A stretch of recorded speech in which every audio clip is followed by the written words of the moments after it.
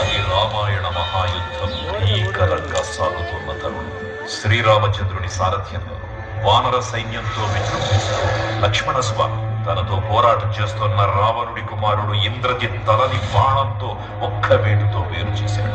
ఇంద్రజిత్ మరణవార్త విన్న రావణుడు ఆవేశంతో కూలిపోయాడు. ప్రతీకారం కోసం పాతాళ లోకాధిపతి తన సోదరుడు అయినటువంటి మహిరావణుని సహకారం కోరాడు.